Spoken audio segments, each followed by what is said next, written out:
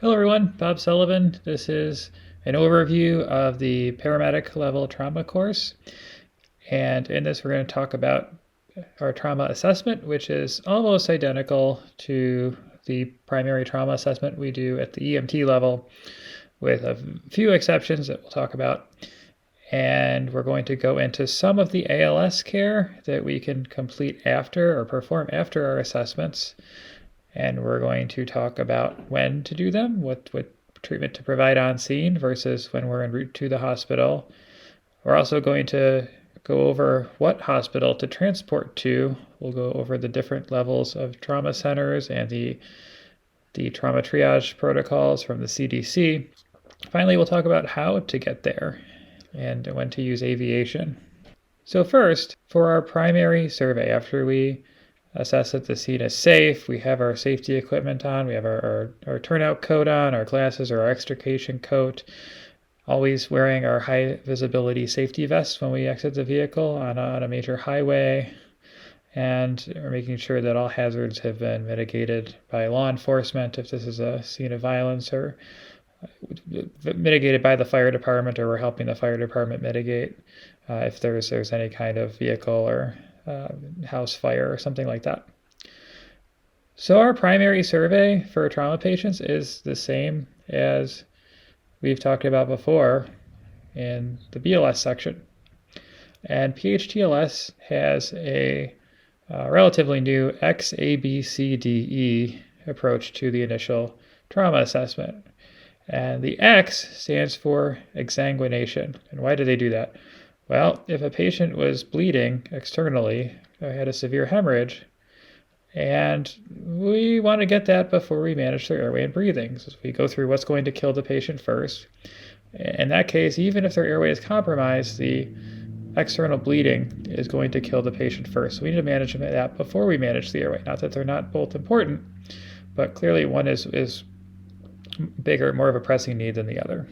So the exsanguination is we're going to control major bleeding, and that's major bleeding, so not an abrasion, not some capillary bleeding. But if there's some serious arterial or venous bleeding, we're going to want to use direct pressure. If that doesn't work, we're going to use a tourniquet. If the bleeding is from an area that we cannot apply a tourniquet to, or the tourniquet's failed, then we're going to pack a wound with a hemostatic dressing if we have that available. That's major external bleeding. Well, later in the assessment, that's when we're going to be looking for the internal bleeding. That's going to be the circulation part. So that's the exsanguination. So now that we're on to airway, we're going to manage the airway and take cervical spine precautions at the same time. So if the patient has an altered mental status, if they need to have their airway managed, if we find a threat, or if the patient has an altered mental status or obvious head injury or possibly an obvious spinal injury, we're going to take C-spine precautions at the same time we manage the airway. And we do that with, if we suspect C-spine precautions, we're going to use the jaw thrust. And so we can hold C-spine and do a jaw thrust. And we're going to go down if we have our equipment out, maybe place a nasal airway, maybe place an oral airway, definitely suction. If we are in a position where there's a lot of secretions, we may, taking C-spine precautions, put them on their side and suction that way to try to clear out their airway. So that's the airway portion. Once we have mitigated that, so we don't want to move through each step, we want to mitigate, or at least stop the damage, or try to do some basic level of care, stop major bleeding, manage the airway while taking C-spine precautions if those are indicated. Then we're going to get on to breathing. And when we assess breathing, this is when we need to get lung sounds in trauma patients. And the reason for that is because we're looking for a pneumothorax. So the breathing section is when we're going to assess how well they're breathing and whether or not they're breathing at all. If they're breathing slowly, we need to assist their ventilations with the bag valve mask. Or if they're not breathing at all, we need to assist their ventilation with the bag valve mask and an airway adjunct. If they have decreased lung sounds, or if we identify a sucking chest wound or some wound to the chest, that's when we want to address that with the chest seal. If we have decreased breath sounds, along with signs of shock and an index of suspicion that would suggest a tension pneumothorax, then we would want to decompress their chest right there. And at the same time, we'd want to apply oxygen. So if we have any type of respiratory component, the patient's breathing fast, or we see signs of shock when we get to the circulation assessment, we want to apply oxygen. Whether you do this on scene or in the ambulance kind of depends on how far away you are. If you're at the bus stop and you're parked right in front of it, that could probably wait until you move into the ambulance. If you're at the top floor of a high-rise apartment building, then you'd want to do a little more treatment before moving them, and the oxygen would be before you leave. And most patients fall somewhere in between that, and that's just kind of up to your judgment. But we want to get it on as soon as possible. We also want to get moving to the hospital as soon as possible. So finally, for circulation, this is where we're looking for. If we haven't addressed external hemorrhage already, we want to look for internal hemorrhage. So this is for signs of shock or pale diaphoretic skin, rapid pulse, or presence or absence of a radial pulse, presence of a carotid pulse if we don't have a radial pulse. And then we would want to treat this. We're still giving oxygen to shock, although that's somewhat controversial. And we're still going to give oxygen for now. And position the patient flat. One of the big things that's being emphasized that I think has been neglected before is keeping the patient warm. I think I probably overlooked that. So you'd want to slow down the trauma triad of death, which is hypothermia, coagulopathy, and acidosis. All three of those components, they make each other worse. So one of the things that we can do for that is keeping the patients warm. Another part of hemorrhage control is with the pelvic binder. So when we move into our rapid head-to-toe assessment, if we identify an unstable pelvis, that's something that we can manage with the pelvic binder before moving on and finishing the rest of our assessment, and preferably before moving the patient. So finally, we're looking for disability. This is the patient's mentation, and we're going to ask for the AVPU and ask if the patient awake and looking at us. Do we have to say, wake up? Do we have to apply painful or tactile stimuli to rouse them? And now this is where we're assessing for fermentation. Do they know what day it is? Do they know where they are? Do they remember what happened? And we're going to reassess those patients with some types of head injuries may have repetitive questioning. So we want to assess that for now. And then we're going to expose the patient. So we want to go through, and if we have not found a life threat yet, but we suspect that there may be a significant injury based on the mechanism that we were called for, we want to expose. And then we're going to move into our rapid trauma assessment. And for the rapid trauma assessment, we're going to do this on suspected multi-system trauma or severe trauma. If it's a minor mechanism, we may not have to do this rapidly. We may be able to do a focus assessment on a certain body area, but we want to do a head-to-toe exam to make sure that any patient, we don't miss anything, if there's any index of suspicion at all. So a ground level fall with a hip injury, we would want to make sure they didn't hit their head. We want to make sure they didn't hit their ribs when they fell. We want to look for other extremity injuries. So even if the patient's complaining of one thing, we still want to do a thorough assessment to rule anything out. So once we've done our assessment, we need to decide what hospital we're going to. And the CDC has field triage guidelines, and the American College of Surgeons has designated levels of trauma centers. And the CDC has recommendations to transport patients to the highest level trauma center available in the region. So in Delaware, there's one level 1 trauma center, and that's Christiana. And level 1 trauma centers have a comprehensive resource that can provide all aspects of injury through rehabilitation. So they have 24-hour in-house coverage from surgeons. They have neurologists, anesthesiologists on call, and they have secondary treatments. So if the patient needs dialysis and their kidneys fail, there's a cardiac condition, the level 1 trauma center can carry that. They also do public education, and they also do research. The A level 2 trauma center has the same immediate coverage available as a level 1 trauma center. Some of the specialties like neurologists may be on call rather than in-house. And some of the tertiary needs like dialysis may have to be transferred to somewhere else later.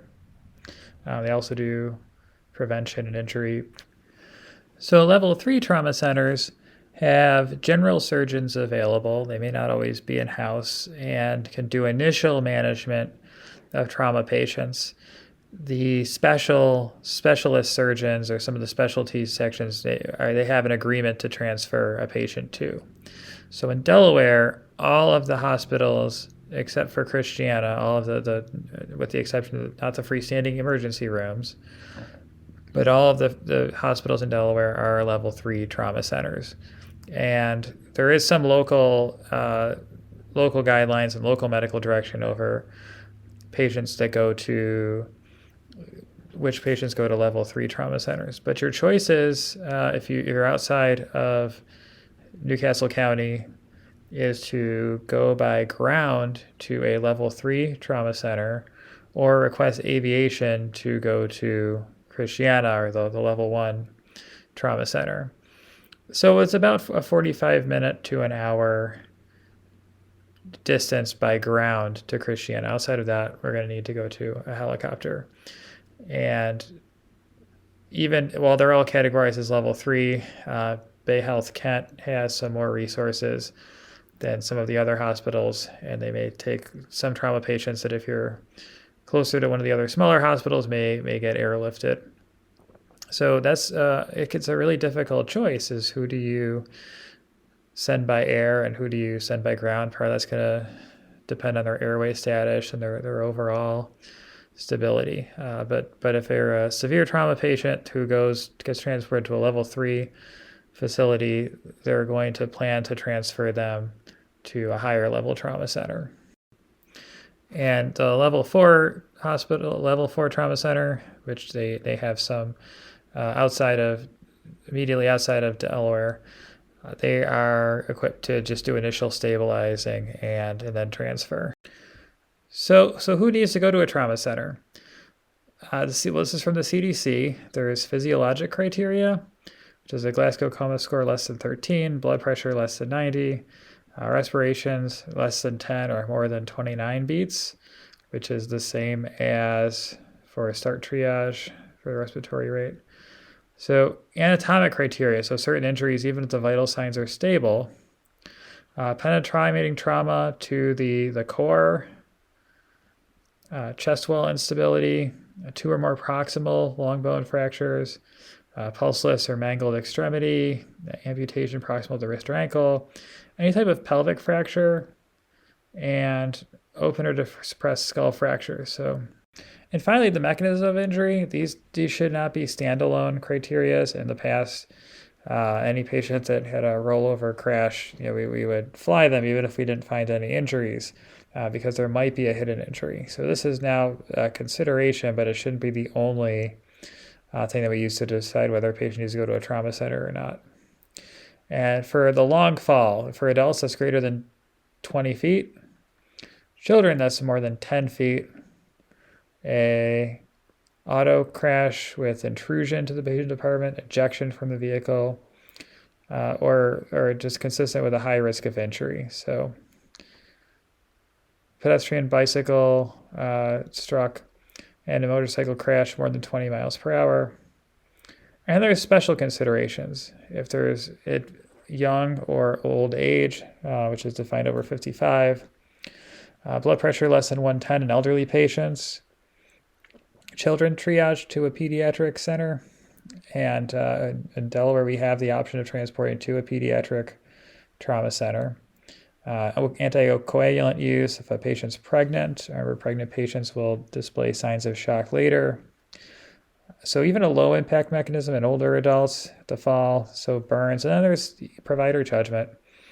And at the bottom of the guidelines, it says when in doubt, go to a trauma center. But we also don't want to overwhelm the trauma centers with patients that could be handled somewhere else. because there's finite resources at every hospital, and if a patient can be taken care of at a lower level, and we want to do that, but we want to make sure that we identify patients who do need a trauma center and benefit from a trauma center.